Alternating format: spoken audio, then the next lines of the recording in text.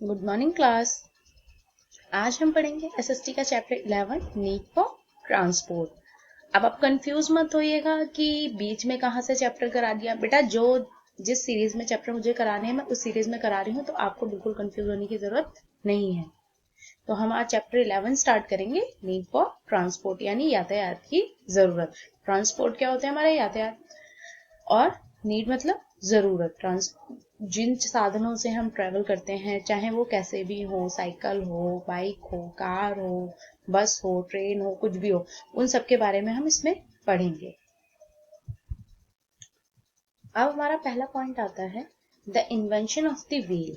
अब ट्रांसपोर्ट है तो ट्रांसपोर्ट की बेसिक चीज तो हम पढ़ेंगे कि ऑब्वियस सी बात है, आजकल व्हीकल्स चलते हैं उनमें व्हील लगे होते हैं यानी पहिए।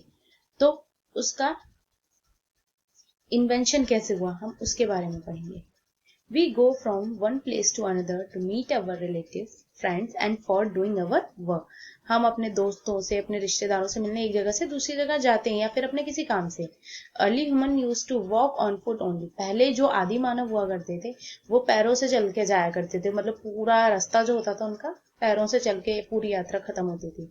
Letter on they use animals to carry them and their goods. फिर उसके बाद क्या हो, उन्होंने जानवरों का सहारा लिया है कि जानवरों के सहारे वो एक जगह से दूसरी जगह खुद जाते थे और अपने सामान को ले जाते थे। अब पहले जानवरों में जैसे बैल हो गए या फिर घोड़ा हो गया, इस तरीके से। The floating logs of wood help early humans to develop boat. Floating logs आपको पता है क्या होते हैं? जो लकड़ियों का एक गट्ठा जैसा होता है, फ्लैट किया जाता है और उसको पानी पे अगर आप छोड़ दें तो वो तैरता है। तो वो हो गया फ्लोटिंग लॉग्स ऑफ वुड। तो इससे क्या हुआ, उनको नाव बनाने में मदद मिली, क्योंकि जब उन्होंने लकड़ी को, कहते हैं ना कुछ चीज देख के ही हमारा दिमाग काम करता है, तो जब उन्होंने लकड़ी को पानी में तैरते हुए देखा तो उससे उनके दिमाग में नाव बनाने का विचार आया। The invention of the wheel revolutionise the system of transport, यानी कि पहिए की खोज ने ही पूरा ट्रांसपोर्ट के सिस्टम में एक क्रांति ला दी थी। क्योंकि अगर पहिया नहीं होता तो फिर बाकी चीजें, उससे आगे सोचा ही नहीं जा सकता था। पहिया बन गया तो पहिए से रिलेटेड ही सारी चीजें सोची गई कि हाँ अब इसमें ये चीज बनाई जा सकती है, इसको ऐसे बनाया जा सकता है। तो वो सारा पैटर्न में वन बाय वन होता रहा। Early humans built carts fitted with wheels. Early humans यानी जो पहले के आदि मानव थे, उसने क्या बनाया? कार्ट्स बनाए। जैसे होता है ना, तांगा देखते हैं, तांगे में पीछे बनाते हैं, घोड़ा गाड़ी होगी, बैलगाड़ी होगी, उस पर पीछे लकड़ी का जो वो बना देते हैं बैठने के लिए, जिसमें आप अपना सामान रख के ले जाएं, उस टाइप की गाड़ी टाइप की। तो उन्होंने वही बनाई, उसमें क्या करा? व्हील लगा दिए, पहिए लगा दिए। एनिमल्स लाइक बुल्स और horses were use to pull them. और जानवर जो थे, चाहे बुल्स हो या हॉर्सेज हो, वो उसे खींचते थे। This continued for thousands of year. और ये कहता है हजारों सालों तक चलता रहा। अच्छा, इसका एक फायदा क्या था? देखो, वैसे अगर हम कोई सामान इधर से उधर एनिमल्स या बुल्स से धारे, उनके ऊपर हम एक लिमिटेड वेट डाल सकते हैं, क्योंकि एक लिमिट होती, कोई भी इंसान हो चाहे जानवर हो, सबकी ताकत एक लिमिटेड है। लेकिन क्या है, जब आप उसमें, उन्होंने व्हील्स लगाने का क्या हुआ, व्हील्स घूमेंगे तो ऑब्वियसली बात है, अगर आप उस पर डबल लोड भी कर दोगे तो वो व्हील्स पे आ जाएगा, ना कि पूरा पूरा उस जानवर पे जाएगा। ठीक है। This continued for thousands of years, यानी हजारों सालों तक फिर यही चलता रहा। वही व्हील कार्ट बना के और जानवरों के सारे उसको लेके जाते हैं। Carts pulled by animals are still in use in many countries of the world. अभी भी घोड़ा गाड़ी हो गई या बैलगाड़ी हो गई, विश्व के कई देशों में उन्हीं का यूज किया जाता है। बहुत सी जगहों पर भी, आप इंडिया में भी देखेंगे बहुत जगह यूज होता है इनका। रोड्स और car trucks were built with stone and mud. Road कह सकते हैं या कार ट्रक, यानी जिन पे से उन गाड़ियों को ले जाया जाए, वैसे बनाए गए वो रोड्स किससे बनाए गए? स्टोन्स और मड से। यानी मड एक तरीके गीली मिट्टी, यानी आप लगा लीजिए कीचड़ से, और स्टोन मतलब पत्थर से। But the road travel was slow. लेकिन क्या था? रोड ट्रेवल अभी भी इससे स्लो था। स्लो का मतलब क्या है? क्योंकि अब देखिए, आप कहेंगे कि जब कोई बहुत स्लो चलता है, ये क्या बैलगाड़ी वाली चाल चल रही होगा? तो वही चीज यहाँ होती है कि वो इतनी तेजी से नहीं जा सकते थे। तो अब उसके आगे क्या हुआ वो देखते हैं। The second revolution came when James Watt developed the steam engine in England. दूसरा रेवोल्यूशन कब आया, क्रांति कब आई? जब जेम्स वॉट ने इंग्लैंड में स्टीम इंजन का इन्वेंशन किया। क्या किया? स्टीम इंजन, यानी भाप के इंजन का इन्वेंशन हुआ।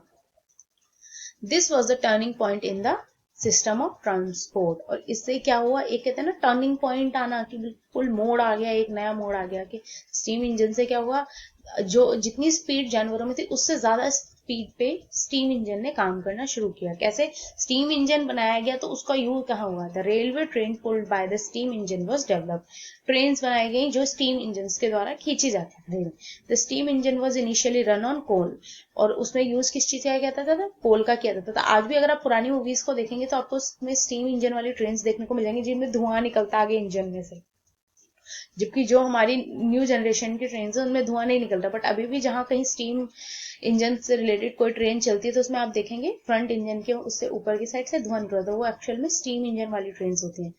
Now the rail engine run on petrol, diesel and electricity. अब इसमें क्या बताया कि रेल इंजन सब किस पे चलते हैं? तो पेट्रोल पे, डीजल पे या इलेक्ट्रिसिटी यानी बिजली पे। Today, a large variety of vehicles use different sources of power. They move on land, water and air. आजकल तो व्हीकल्स की इतनी वैरायटी होगी कि आप काउंट भी नहीं कर सकते। वो पानी पे चलते हैं, जमीन पे चलते हैं, हवा में उड़ते हैं। They are much faster in comparison to those in the ancient time. वो आज इतने ज्यादा तेज हैंगे पिछले जमाने के हिसाब से, यानी पहले जो व्हीकल्स बनाए गए थे घोड़ा गाड़ी, बैलगाड़ी, उसके हिसाब से तो आजकल बाकी चीजें इतनी तेज हो गई हैं। ठीक है। The improved economic activities also encouraged improvement in quality and quantity of transport.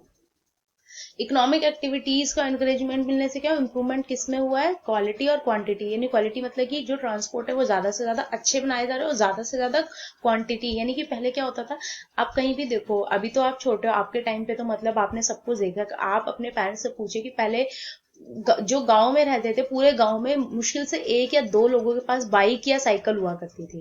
ठीक है। साइकिल बहुत लिमिटेड लोगों को मिली, यानी उनके घरों में होती थी, तो लोगों को जिसका साइकिल होती थी कहते थे अरे उसके पास तो साइकिल है, तो मतलब बहुत बड़ी बात थी। और आज की डेट में किसी के पास कार भी है तो भी उसको इतना कोई नहीं करता। क्यों? क्योंकि अब क्या हो गया, वो क्वांटिटी ज्यादा हो गई। पहले लोग इतना अफोर्ड नहीं कर पाते थे, जब आप अफोर्ड करने लगे हैं तो उसकी क्वालिटी में भी डिफरेंस आने शुरू हो गया। आप देखिए एक के बाद एक नई कार निकाली जाती है, बाइक निकाली जाती है, उसका माइलेज ये है। इवन साइकिल्स भी आती हैं। आप साइकिल्स को देखिए, ये गियर वाली साइकिल है, रेंजर साइकिल, ये डिफरेंट डिफरेंट फॉर्म्स हो गए, यानी क्वालिटी और क्वांटिटी दोनों का डिफरेंस आ गया है।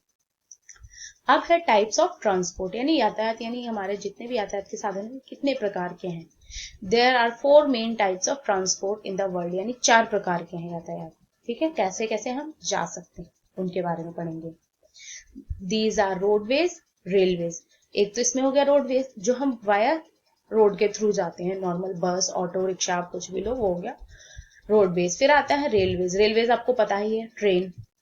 फिर आता है एयरवेज, यानी हवा में तो आपको पता है एरोप्लेन चलते हैं, तो वो हो गए एयरवेज। और फिर है वाटरवेज, यानी पानी पे, यानी समुद्रों से या नदियों के द्वारा, बोट, शिप्स, इनके द्वारा कौन कौन से लगा लीजिए आपके, ये 4 हो गए आपके।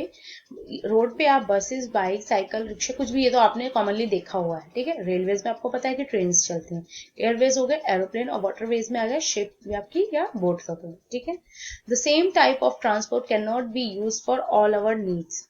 एक ही टाइप का ट्रांसपोर्ट हमारी सारी जरूरतें पूरी नहीं कर सकता, या हम उसे इस्तेमाल नहीं कर सकते सारी जरूरतें पूरा करने के लिए। The type of transport we use depends upon, जो हम ट्रांसपोर्ट यूज करते हैं वो किस पर डिपेंड करता है।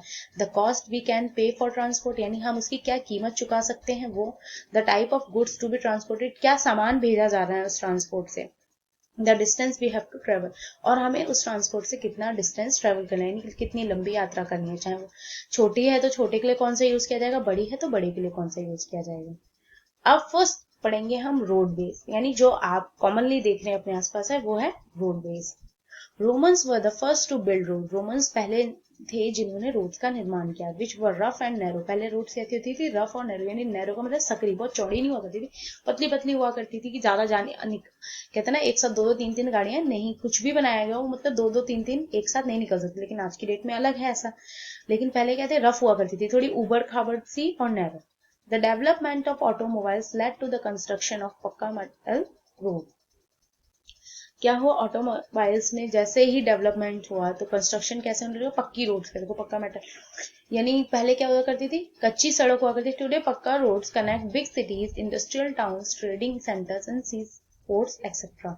आजकल ये पक्की सड़कें किस किस को जोड़ती है, बड़े शहरों को, इंडस्ट्रियल टाउन्स को, इंडस्ट्रियल यानी औद्योगिक जो आप टाउन्स कहते हैं जहाँ पे फैक्ट्रीज वगैरह होती हैं उनको, ट्रेडिंग सेंटर जहाँ से व्यापार किया जाता है, सी पोर्ट्स यानी समुद्र के जो बंदरगाह होते हैं उनको, इन सबको एक दूसरे से कनेक्ट करती हैं। जैसे इंडिया में भी बहुत है, इसके बारे में शायद में भी आ गया है, जीटी रोड यानी ग्रैंड ट्रंक रोड, जो ऑल ओवर इंडिया की एक नेशनल हाईवे जो उसको कनेक्ट करती है। यानी आप लगा लीजिए कश्मीर से कन्याकुमारी तक वो रोड है जो एक सारे सिटीज को कनेक्ट करते हुए जाती है। Many countries have developed network of highways which are also called freeways और एक्सप्रेसवे। बहुत सारी कंट्रीज ने हाईवेज बनाए हैं जिन्हें क्या कहा जाता है, फ्रीवेज या एक्सप्रेसवे, यानी बहुत तेजी। हाईवेज आपको पता ही है, इन जो आपके करंट आपके आसपास अगर आप हाईवे देखना चाहेंगे तो यमुना एक्सप्रेसवे है जो कि नोएडा से आगरा को कनेक्ट करता है, तो वो एक्सप्रेसवे में आता है। The vehicles run at a high speed on such roads. इस पे क्या हो सकता है, व्हीकल बिना किसी रश के यानी ट्रैफिक के तेजी से जा सकते हैं। India has a good network of highways called the national highways. India में भी ऐसे ही हाईवेज के नेटवर्क हैं जिन्हें क्या कहा जाता है, national highways. Some countries in the world, especially in Europe, are connected with each other through such highways. European countries भी हैं, वो सारी एक दूसरे से हाईवेज के थ्रू ही जुड़ी हुई हैं। Some of the known highway in the world are, अब वर्ल्ड के कुछ नोन हाईवे कौन कौन से हैं? The Pan American Highway from Alaska in North America to Chile in South America, यानी नॉर्थ अमेरिका को साउथ अमेरिका से जोड़ने वाला pan American highway. The Trans-Canadian Highway between the Atlantic coast in the east up to the Pacific coast in the west. Trans-Canadian Highway है वो किसको जोड़ता है, Atlantic coast in the east से लेके west तक Pacific coast को। फिर है the Australian Transcontinental Highway, Australia का transcontinental highway. India is also well connected to her neighboring countries such as Pakistan, Nepal, Bhutan and Bangladesh. हमारे देश से भी रोड के थ्रू हम किन किन कंट्री से जुड़े हुए हैं, पाकिस्तान से, नेपाल से, भूटान से और बांग्लादेश से। India has made links with China through the Hindustan Tibet road. China से भी हमारा रोडवेज पे लिंक हैगा, कैसे, जो कहाँ से होके जाता है, तिब्बत से होके गुजरता है, जिसे क्या कहते हैं, Hindustan Tibet road. The total number of vehicles on the Indian road is fast increasing. जो हमारे इंडियन रोड्स पे व्हीकल्स की क्वांटिटी है वो डे बाय डे बढ़ती जा रही है, नंबर्स उनके बढ़ते जा रही है। पहले यानी कि अगर रोड पे 50 बाइक चलती थी तो आज के डेट में 100 से लेकर 150 चल रही है। The smoke given out by these vehicle is causing pollution of air, और इसी की वजह से क्या हो रहा है, जो इनमें से धुआं निकलता है वो पॉल्यूशन क्रिएट कर रहा है। Every country in the world is making sincere efforts to make road safer and pollution free. विश्व की लगभग सभी देश इस ओर प्रयास कर रहे हैं कि ये पॉल्यूशन कम से कम किया जा सके और रोड को सुरक्षित किया जा सके।